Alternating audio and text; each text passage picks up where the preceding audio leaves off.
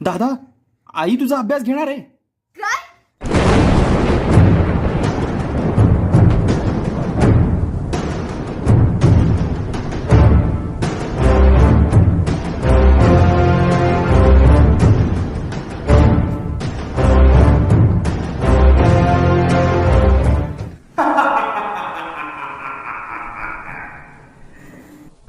सापडलास की नाही तावडीत?